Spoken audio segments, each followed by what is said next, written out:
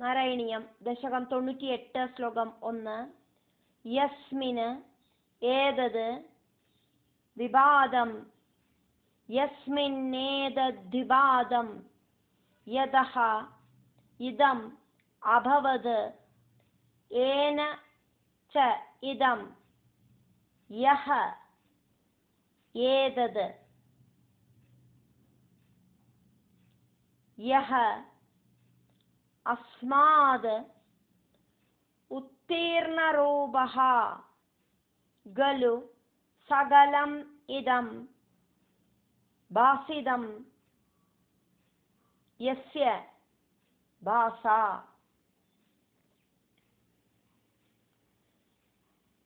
യസ്മിന്നേതദ്വിവാദം യദ ഇദമഭവത് യേന ചേദം യ ഏതദ്യോസ്മാദുത്തീർണരൂപഃ ഖലു സകലമിദം ഭാസിതം യസ്യ ഭാസാ. യഹ വാചാം ദൂരദൂരേ പുനഃ അപി മനസാം യസ്യ ദേവാ മുനീന്ദ്രാഃ യോ വാചാം ദൂരദൂരേ പുനരപി മനസാം യസ്യ ദേവാ മുനീന്ദ്രാ നോ വിദ്യുഃ തത്വരൂപം വിദ്യുഃതത്വരൂപം കിമു പുനഃ അപരേ കൃഷ്ണ തസ്മൈ നമഃ തേ നമസ്തേ. നോ വിദ്യുഃതത്വരൂപം കിമു പുനരപരേ കൃഷ്ണ തസ്മൈ നമസ്തേ. യസ്മിന്നേതദ്വിവാദം യസ്മിന്നേതദ്വിവാദം യദ ഇദമഭവത് യേന ചേദം യ ഏതദ്യോസ്മാദുത്തീർണരൂപഃ ഖലു സകലമിദം ഭാസിതം യസ്യ ഭാസാ. യോ വാചാം ദൂരദൂരേ പുനരപി മനസാം യസ്യ ദേവാ മുനീന്ദ്രാ നോ വിദ്യുഃതത്വരൂപം കിമു പുനരപരേ കൃഷ്ണ തസ്മൈ നമസ്തേ. നാരായണീയം ദശകം 98 ശ്ലോകം 2. ജന്മ അത കർമ്മനാമ സ്ഫുടം ഇഹ ഗുണദോഷാദികം വാ ന യസ്മിൻ ലോകാനാം ഉദയേ യഹ സ്വയം അനുഭജതേ താനി മായ അനുസാരി. ജന്മാദോ കർമ്മനാമ സ്ഫുടമിഹ ഗുണദോഷാദികം വാ ന യസ്മിൻ ലോകാനാമുദയേയ സ്വയമനുഭജതേ താനി മായാനുസാരി. ബിഭ്രത് ശക്തിഃ അരൂപഃ അഭി ബിഭ്രച്ഛക്തിരൂപോഭി ച ബഹുതരരൂപഃ വിഭാതി അത്ഭുത ആത്മാ. ബിഭ്രച്ഛക്തിരൂപോഭി ച ബഹുതരരൂപോ വിഭാത്യത്ഭുതാത്മാ. തസ്മൈ കൈവല്യധാമ്നേ പരരസപരിപൂർണായ വിഷ്ണു നമഃ തേ നമസ്തേ. തസ്മൈ കൈവല്യധാമ്നേ പരരസപരിപൂർണായ വിഷ്ണു നമസ്തേ. ജന്മാദ കർമ്മനാമ സ്ഫുടമിഹ ഗുണദോഷാദികം വാ ന യസ്മിൻ ലോകാനാമുദയേയ സ്വയമനുഭജതേ താനി മായാനുസാരി. ബിഭ്രച്ഛക്തിരൂപോ ബിജ ബഹുതരരൂപോ വിഭാത്യത്ഭുതാത്മാ. തസ്മൈ കൈവല്യധാമ്നേ പരരസപരിപൂർണായ വിഷ്ണു നമസ്തേ. നാരായണീയം ദശകം 98 ശ്ലോകം 3. നോ तिर्यञ्चं न मर्त्यं न च सुरम् असुरं न स्त्रियं नो पुमांसं न द्रव्यं कर्म जातिं गुणम् अपि सद् असद् वापि ते रूपम् आहुः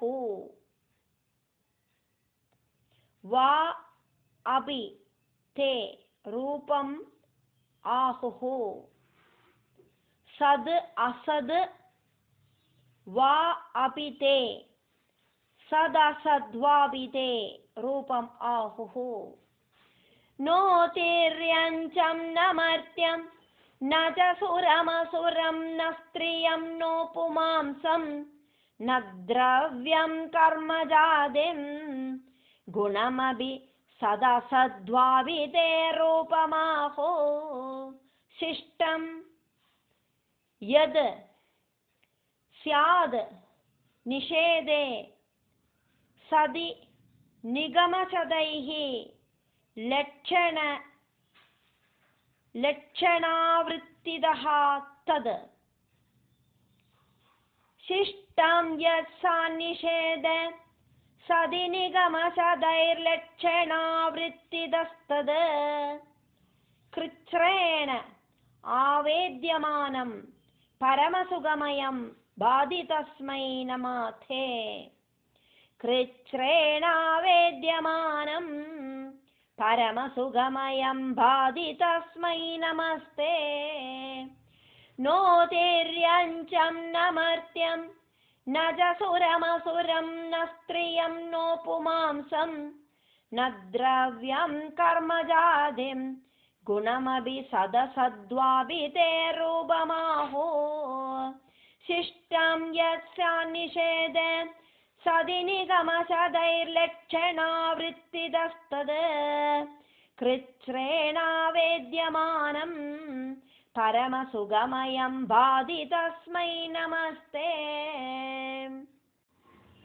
നാരായണീയം ദശകം 98 ശ്ലോകം 4 മായായാം ബിംബിതഃ ത്വം ബിംബിതസ്ത്വം സൃജതി മഹദ് അഹങ്കാര തന്മാത്രഭേദൈഃ മഹദഹങ്കാര തന്മാത്രഭേദൈഃ ഭൂതഗ്രാമ ഇന്ദ്രിയ ആദിഃ അപി ഭൂതഗ്രാമേന്ദ്രിയാദ്യൈരപി സകല ജഗത് സ്വപ്നസങ്കൽപ്പകൽപ്പം മായായാം ബിംബിതസ്ത്വം സൃജതി മഹദഹങ്കാര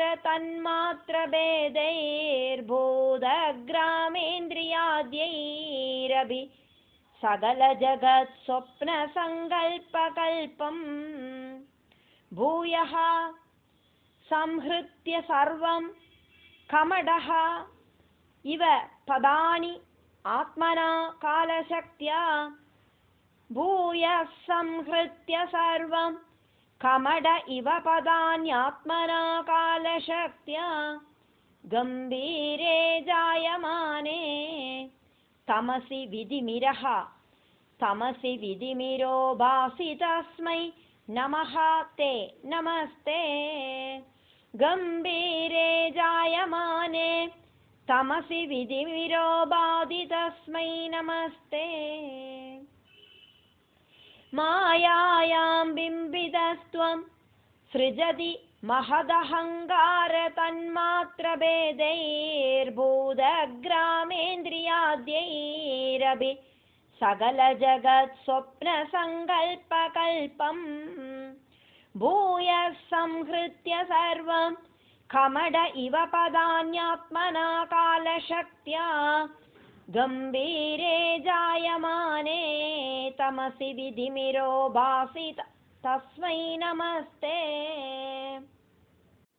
നാരായണീയം ദശകം 98 ശ്ലോകം 5 ശബ്ദബ്രഹ്മ ഇതി കർമ്മ ഇതി അണു ഇതി ഭഗവൻ കാലഃ ഇതി ആലപന്തി ശബ്ദബ്രഹ്മേതി കർമ്മേത്യണുരിതി ഭഗവൻ കാല ഇത്യാലപന്തി ത്വാം ഏകം विश्वहेतुं सकलमयतया सर्वदा कल्प्यमानं त्वामेकं विश्वहेतुं सकलमयतया सर्वदा कल्प्यमानं वेदान्तैः यद् तु गीतं पुरुषपरचिद्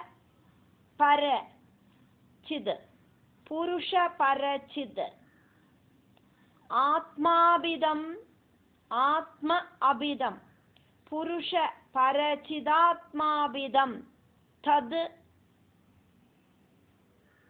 तु तद् त्वं वेदान्तैर्यत्तु गीतं पुरुषपरचिदात्माभिदं तत्तु तत्त्वं पुरुषपरचिद आत्म अभिदं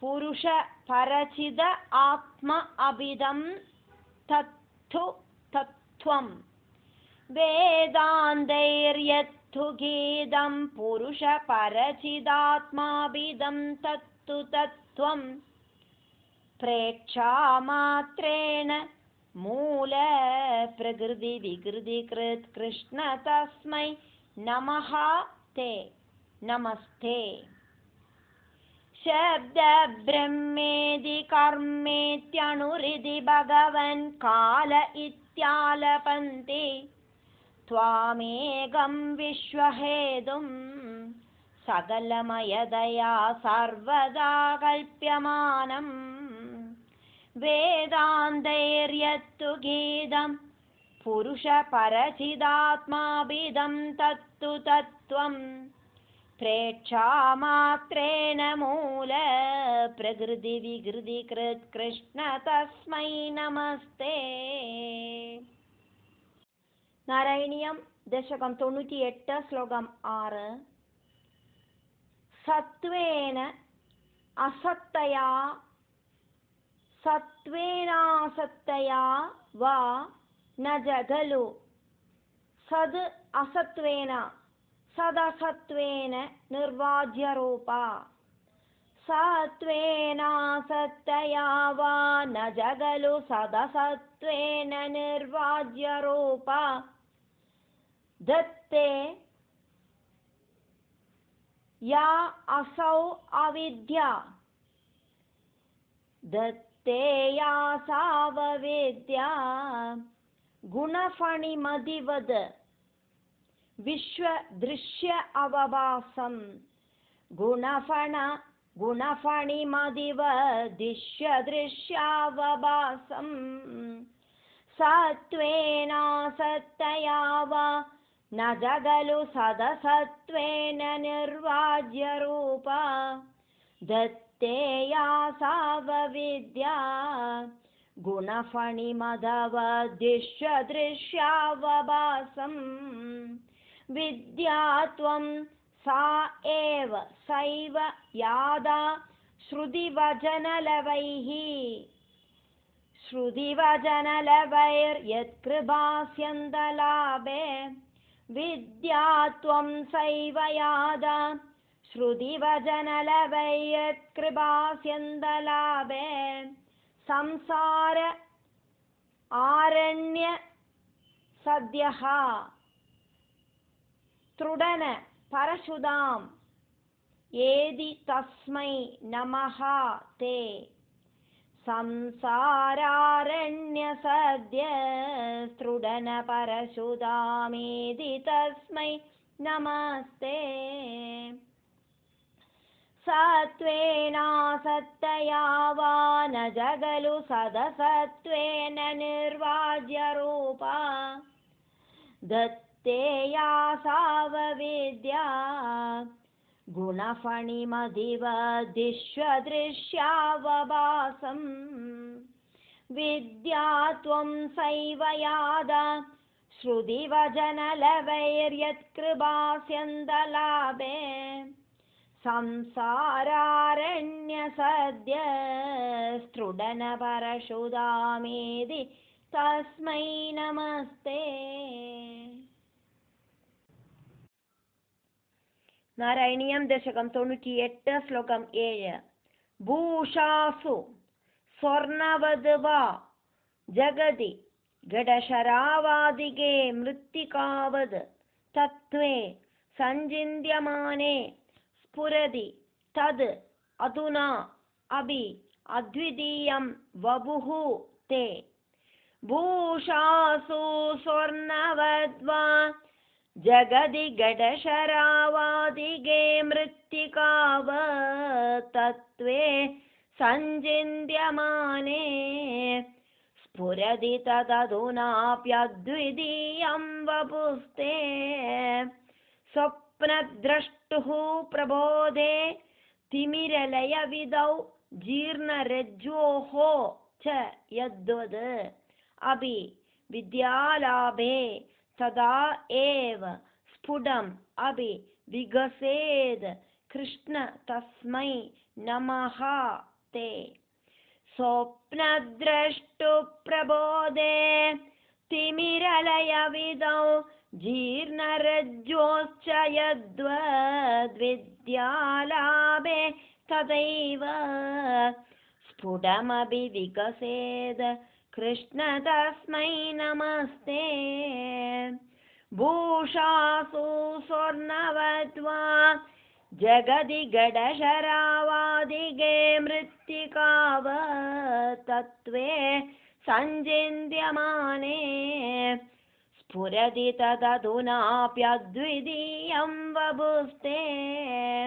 സ്വപ്നദ്രഷ്ടു പ്രബോധേ തിമിരലയവിദൗ ജീർണരജ്ജോശ്ച യദ്വദ്വിദ്യാലാഭേ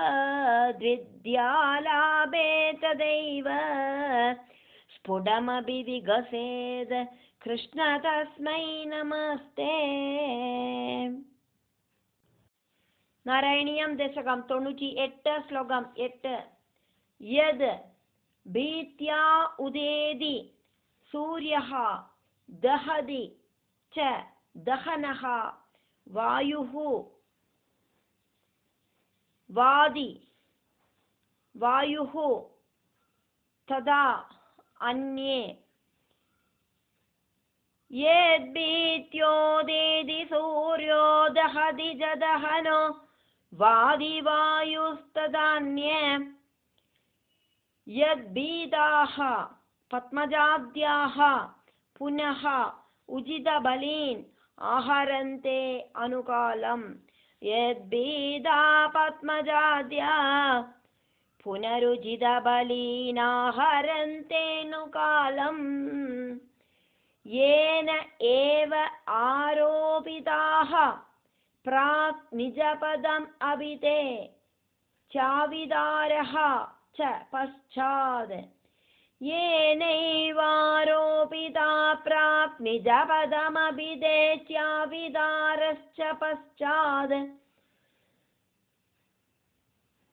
തസ്മൈ വിശ്വം നിയന്ത്രേ വയം അഭി ഭവദേ കൃഷ്ണ കൂർമഃ പ്രണാമം. തസ്മൈ വിശ്വം നിയന്ത്രേ വയമഭി ഭവദേ കൃഷ്ണ കൂർമ പ്രണാമം. യദ്ഭീത്യോദേതി സൂര്യോ ദഹതി ച ദഹനോ വാതി വായുസ്തദാന്യേ. യദ്ഭീതാ പത്മജാദ്യാ പുനരുചിതബലീനാഹരന്തെനുകാലം. യേനൈവാരോപിതാ പ്രാക് നിജപദമഭിതേ ചാവിദാരശ്ച പശ്ചാത്. തസ്മൈ വിശ്വം നിയന്ത്രേ വയമഭി ഭവദേ കൃഷ്ണ കൂർമ പ്രണാമം. നാരായണീയം ദശകം 98 ശ്ലോകം 9. ത്രൈലോക്യം ഭാവയന്തം ത്രിഗുണമയം ഇദം ത്രൈക്ഷര ഏകസ്യ വാച്യം ത്രക്ഷരസ്യ ഏകവാച്യം.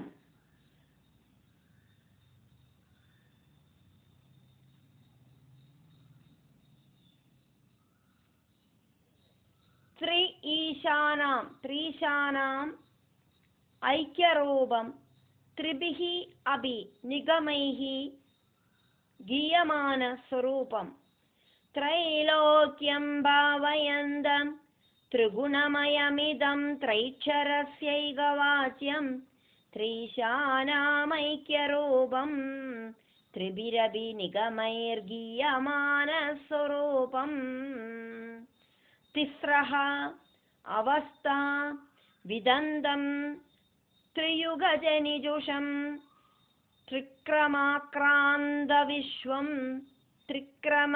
आक्रान्तविश्वं तिस्रोऽवस्थाविदन्तं त्रियुगजनिजुषं त्रिक्रमाक्रान्तविश्वं त्रैकाल्ये भेदहीनं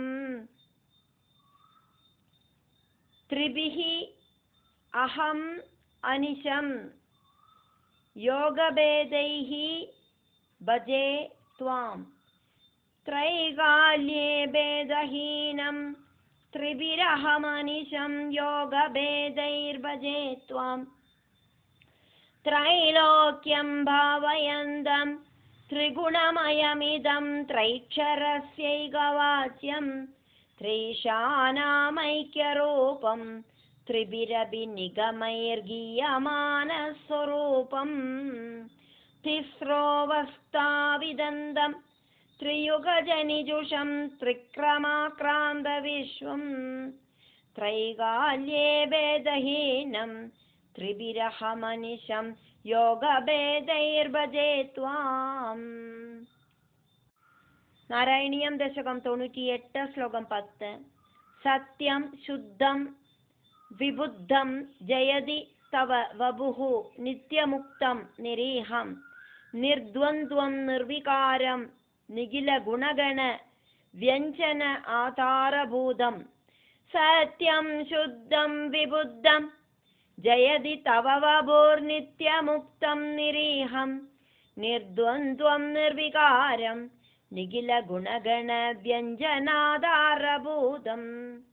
निर्मूलं निर्मलं तन्निरवधि महिम उल्लासि निर्लीनम् अन्तः निस्सङ्गानां मुनीनां निरुपम परम आनन्द सान्द्र प्रकाशं निर्मूलं निर्मलं तन्निरवधि महिमोल्लासि निर्लीनमन्तर्निस्सङ्गानां मुनीनां निरुपम परमानन्द सान्द्र प्रकाशं सत्यं शुद्धं विबुद्धं जयति तव वपुर्नित्यमुक्तं निरीहं निर्द्वन्द्वं निर्विकारं निखिलगुणगण व्यञ्जनाधारभूतं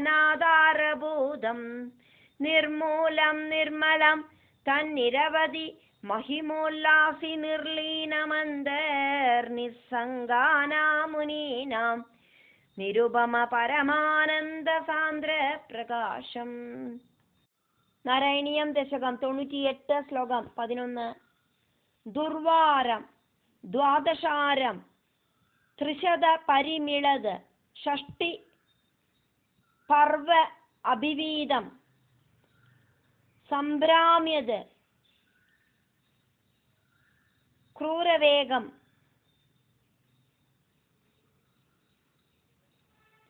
क्षणम् अनु जगद आच्छिद्य सन्तावमानं दुर्वारं द्वादशारं त्रिशत परिमिळत् षष्टिपर्वाभिवीदं सम्भ्राम्यत् क्रूरवेगं क्षणमनु जगदाच्छिद्य सन्तावमानं चक्रं ते कालरूपं व्यदयधुनतु मां त्वत्पदैकावलम्बं त्वत्पद एक अवलम्बं त्वत्पदैकावलम्बं विष्णो कारुण्यसिन्धो भवनपुरपदे पाहि सर्व आमयौगाद् पाहि सर्व आमय औगाद् पाहि सर्वामयौगाद्